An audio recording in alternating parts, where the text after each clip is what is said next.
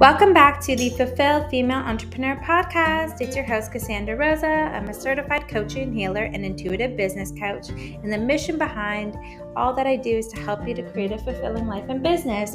Today, I'm excited to have Laura Jane Layton on the episode, and she's going to be talking about overcoming workaholic tendencies and cultivating self-care. Welcome back to the podcast, everyone. I'm really excited to have Laura here today for a conversation about self-care. This isn't going to be your average self-care kind of podcast episode. We're really going to be talking about how to overcome the workaholicness, the chaos that happens within this holiday season, and really giving yourself permission to go inside, not just, do a face mask or a bubble bath for self-care, but really going from the inside out to transform your external world. I was just a guest on her podcast. We're going to leave a link in the show notes and in the link of this video so you can check it out. It was so much fun. It was a beautiful, seamless conversation. And I'm excited to change the roles here and hear all of your wisdom now, Laura. First and foremost, thank you so much for being here. Oh, I'm so excited to be here. Thank you for having me. Yeah, of course. My pleasure. I'm excited to introduce you to all the listeners as well. So we have Laura Jane Layton is a visionary behind the Laura Jane Layton Show, where she merges her background as personal coaching with her firsthand experience as a recovering corporate workaholic, overcoming work-related stress and neglecting self-care. Her message serves as a beacon of hope for women seeking to transform their inner bully voice into an unwavering supporter, and best friend. With a warmth and relatable approach, Laura guides her listeners and clients towards creating lasting change, inspired by their own journey and self-discovery. She specializes in helping women change their self-talk, fostering self-kindness, and support the way that they interact with their closest friends. Having navigated her own journey from workaholism to prioritizing self-care after a wake-up call, Laura is uniquely equipped to guide others towards a greater balance and fulfillment. Beautiful word to end off with, and totally in alignment with the mission of this podcast. I love Is it. that funny? That is so synchronicity to have that be the last word I put in the bio, and it is the key in what you do. So I love it. Alignment. So thank you for being here. And this podcast is called Fulfilled Female Entrepreneurs. So I would love to hear from your perspective what fulfillment means to you.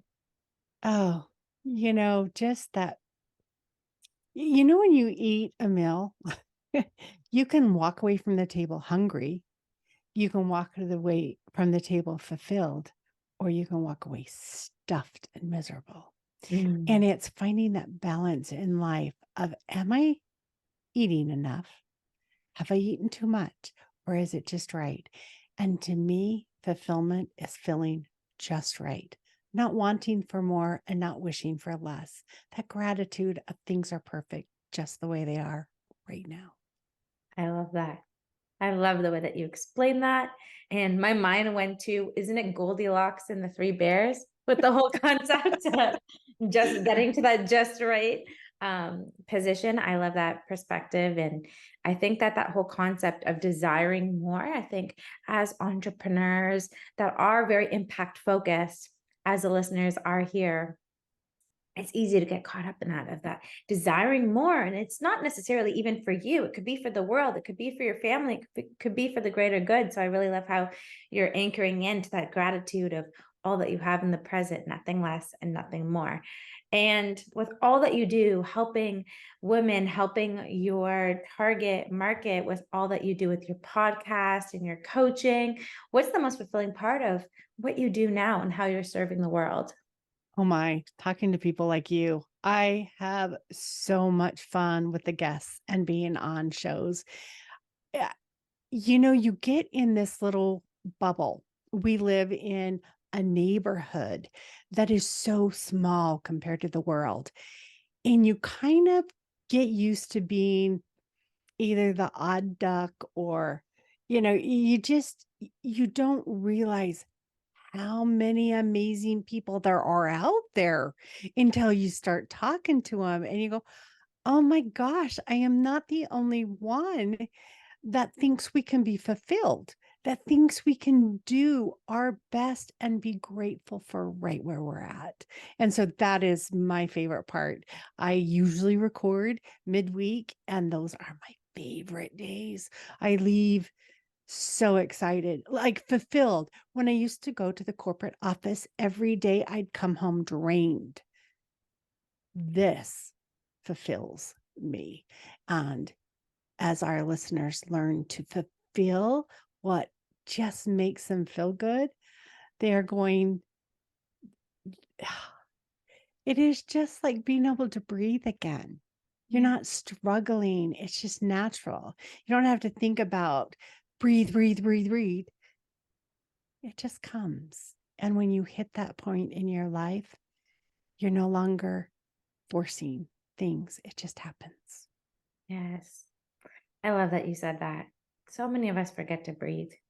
We're doing things that aren't bringing us joy, that aren't satisfying us, that aren't creating that sense of bliss and expansion and evolution for our souls. It's easy to forget to breathe, just to hold it up all in here, and having to remember to think to breathe is something that just shows you the misalignments that can happen in our own lives, us taking a back seat in our own lives, not even driving the car. So I love how you're expressing this in such a fluid and like dancing way. I almost wanted to dance with you while you're talking Woohoo, about let's this do it. whole concept of how these conversations are so fulfilling for you. And I have to say, it's one of the most fulfilling parts of everything that I do as well, connecting with people like you, the black sheeps of the family, the oddballs, as we may say, that are thinking outside the box. And I think that it's always comforting to have conversations like this and listen to episodes of people that have that alignment as well. So, with that being said, do you want to speak to a little bit about that journey of you being in that corporate world and stepping into what it is that you do now, and how your whole concept of self-care has transformed in that process? Absolutely. I definitely was major workaholic. Work was my number one priority. Nothing came before work, not my children, not my family, not my parents, not my health. Everything came second. To me, the more money I made and the more hours I had to work, the more successful I felt, but the less fulfilled I felt. Did you know success and fulfillment are not synonyms? And we go through life thinking if I just become more successful, I will fulfill all the desires of my heart. They're not, they can be the same, they're not usually. And I did not wake up until I found myself in the hospital with heart surgery. And I had killed myself by not taking care of me. When you sit there and you go, what the crap did I do? It is time to change. And my goal is that nobody else ever has to wake up in that hospital bed, that you take the change today and to start doing things that are going to fill you today. Baby steps. It's all you need to do. What one thing? Write down a bunch of things you could do. What one thing can you do today for your health or your self care? And I like to look at self care as taking an inside out approach. So many of us go get our hair done or get our nails done or go have a massage. Those things are great. Massages can be very therapeutic, can be very relaxing. They're not things that you don't want to do. But if we neglect what's on the inside and we neglect the negative thoughts, if I'm getting my hair done because I think in my head the only way I'm going to be presentable to the outside world is have hair like everybody else, wrong reason. If you're doing it because you like it, right reason. So it's really going back into who is your core? What is your core? And how do you express that and let that shine from the inside? And you'll hear me talk about the bully voice. That is that voice that one time a kid in third grade told you you had ugly teeth, and for the rest of your life, you hide your mouth. That kid said it one time. Guess who said it the rest of the time? You did. And until we take what somebody said from years and years ago and let go of it and allow yourself to be who you are and accept yourself for who you are, that is the self-care I want everybody to do, because that is the self-care that's going to keep you out of that hospital bed. When you can say, I don't need to work 10 hours today, I have other priorities I need to work on. Those are an important piece of your life. And when you make those choices, that's your self-care from the inside out. Amazing. I really appreciate that you took that experience and from being in that hospital bed and allowing that to transform. And the way that you're expressing it, if it's not just getting your hair done, it's going to the bully voice. It's really understanding that. It's really understanding that that can be the origin of those replayed thoughts that are happening over and over and over again. And by addressing that, that's self-care. Like, mic drop moment. That is so powerful. So powerful, because this whole concept of self-care, is the bubble baths, the outside world, or maybe it's journaling or just meditating. But I really love your perspective on this and how you've looked at your experiences to uncover really understanding that bully voice. And I would love to know from you, like, from having that moment of being in that hospital bed and making that shift of making self-care a priority, what did that look like for you? What was that transformation like of prioritizing self-care, but the internal one of really going deep into that bully voice inside of you?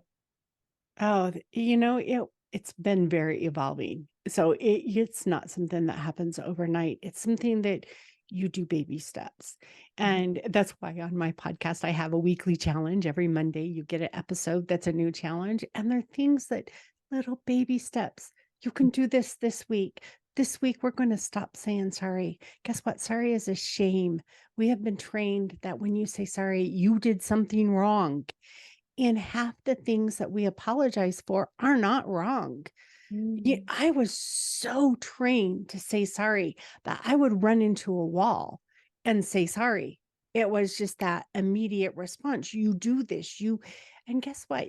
You can be late for a meeting and you can say, thank you for waiting for me. Or you can say, thank you for starting without me. You can say thank you and you can take away the shame. We all have reasons we're late sometime. It's okay. It's acknowledging that you do not have to shame yourself because you're not perfect or punctual all the time. Those are man-made expectations. And until you can start replaying and accepting your personal expectations as your rule book and not all these things that somebody else gave us, then you free yourself. And Mm. so it's finding those words or those situations or those things that trigger you into feeling unfulfilled. Mm. And it's like, oh, that made me feel sad. What do I do about it? And it's standing up and voicing it. I had a friend, well, she wasn't a friend. I had a frenemy, that someone I had to deal with. I did not like. I didn't want to be around them. And it came to a point where I finally said, hey, this isn't working. Either we align or we need to move on to different teams. This is not going to work. We both are going home angry. We're both going home miserable, and we've got to make a change. And just the process of standing up and saying something changed our whole dynamic. That's what I want you to do with yourself. We have been so inbred with act this way, do this thing. I want you to say, self, I do not have to feel bad. Does my husband just said, calm down?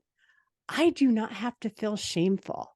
And it was like 3 days ago. My husband, like, I was kind of stressing out over something, and he's like doing this slow down thing. And I'm going, "Hun, that makes me feel like you don't want to hear what's going on. I understand you're trying to help me internalize, but what I am responding is, shut up. I don't feel like hearing this." And I says, "I know it's not your intent, but I need you to know how I'm feeling."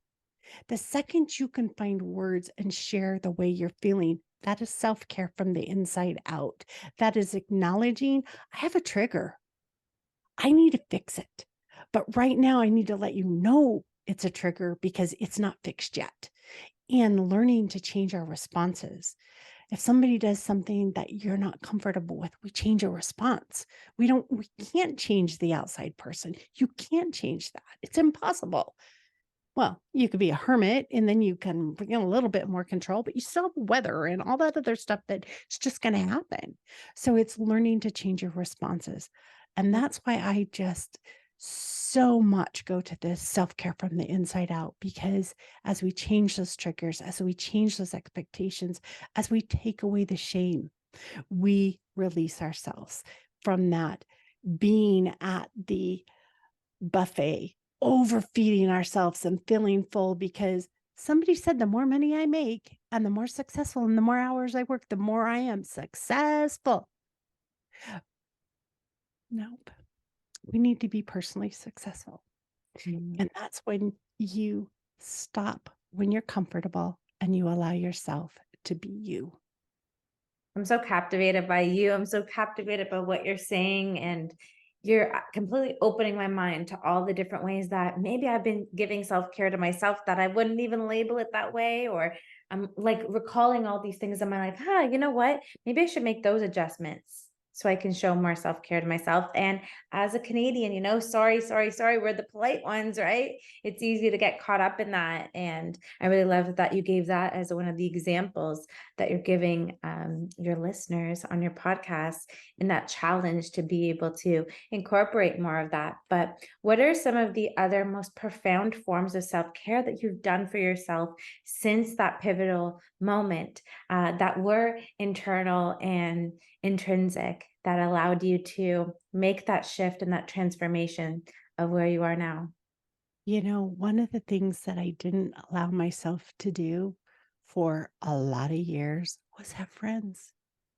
I had friends, I had acquaintances, but I never did anything with them. We never went anywhere. We never enjoyed I had my family, I had my work. I had my family, I had my work.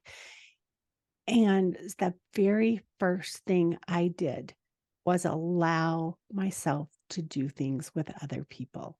Mm. And I know that sounds really tiny, but just to get out and I would go do things with my friends. We started doing these paint nights, and I'm sure Canada has them too. Yes, I think I yeah. have 30 some odd paintings in my basement that I know my kids are gonna throw away when they're done.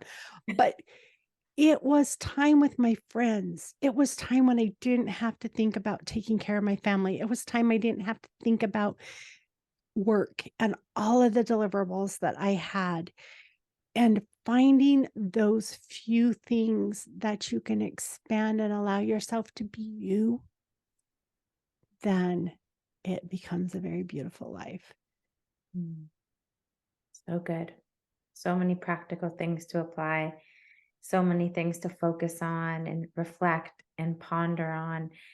And I would love to ask you just one more question before we get into all the goods in the podcast and all the ways that they can connect with you.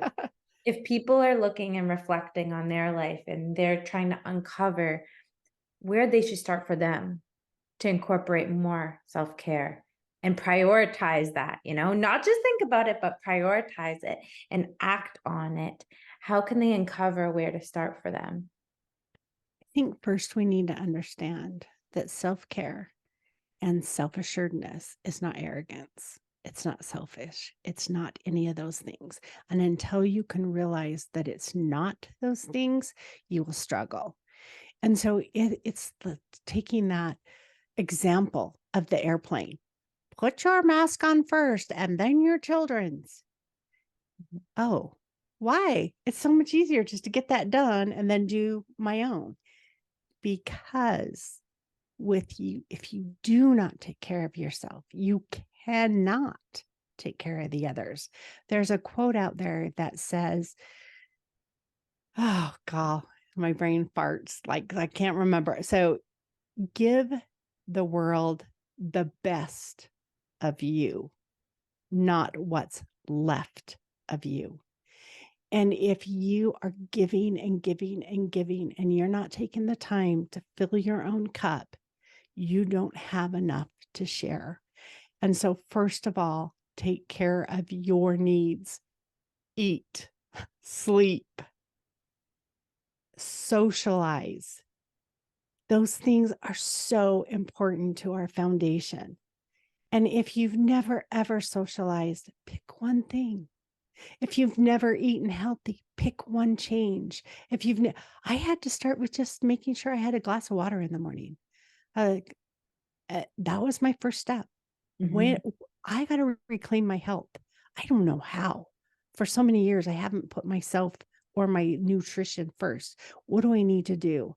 And it took many years of little changes to finally go off all my heart medication, to finally go off all of my diabetes medication and my antidepressants. And it took years to change my nutrition to where I could do that. And it was baby steps. Mhm. So my thing is identify what you want. And it's okay if it changes, but if you have a target, it's so much easier to hit than if you don't. Pick one or two things that would get you closer to that target because the closer the target is, the easier it is to hit. One step. Okay, I did that. If it's just a glass of water in the morning, if it's just a solitude time in the bathtub alone where you can meditate and reflect on your day, that's self-care. When you say yoga, yeah, that can be self-care if you're doing it to realign yourself. Mhm. All those things are self-care if they're done for the right reason and they give you fulfillment. If it's something you're doing because somebody else said it's self-care and it doesn't fulfill you, don't do it. If going to the ocean, somebody else says is self-care to realign and ground and you don't like the ocean, don't go. It's not self-care for you. You need to pick your own self-care path. And so really identifying a target and a couple steps to get you there and taking care of those. And then check, is that still the target I want to go to? Okay, let's go on a couple more steps. Couple more steps. And one challenge at a time. If you hear a word, if someone says something and it just doesn't work right, figure out how to change it. Like I was telling somebody, if I told you you were ugly, what would you think? Mm. Well, I would think you're crazy. Well, that's because you know you're not ugly. But if I told you you had a weird voice, what would you think? I Mm. might second guess it. I might wonder. I might keep my mouth shut. I might talk less because I don't know. So if something's triggering you to hold back and shut down, figure out a way to respond differently. And Mm. it's our responses that are going to set you free. I love this. Such a powerful episode. Thank you so much for all this wisdom. And if people want to learn more, they want to continue on this journey with you, they want to hop on over to your podcast. Can you talk a little bit about its mission and where they can tune in? Yes, you can find me almost everywhere under Laura Jane Layton. So hard. It's just my name. The podcast is The Laura Jane Layton Show, and its mission, and it has a tagline of silencing your inner bully. But that means we're going to turn down the negativity that we tell ourselves, and we're going to turn up that friendly voice. Next time you trip and fall, you're your friend. You're not a klutz. You're, oh, let me help you up. You are going to change your thoughts and your words from making yourself feel bad to supporting yourself. And that is why I bring on amazing guests like you. Help spread the words of ways that we can allow ourselves to be us, allow ourselves to take the gifts that you were given, your God-given gifts, and let them shine. Your gifts are different than mine. Mine are different than yours. There's nobody's that is exactly the same.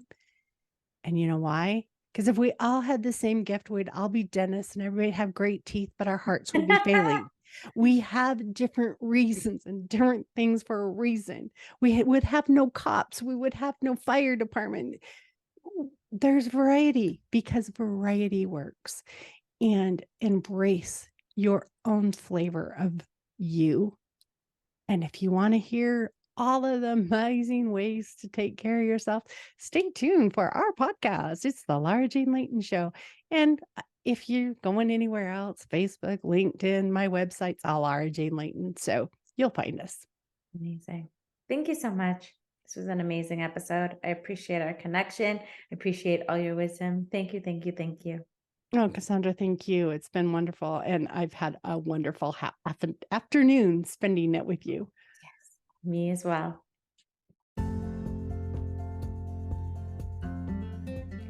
Thanks for watching the video. If you enjoyed it, please give it a big thumbs up and subscribe to the channel. Hit the notification bell so you'll be notified every time I'll upload a new video on Thursday. See you in the next one. Bye.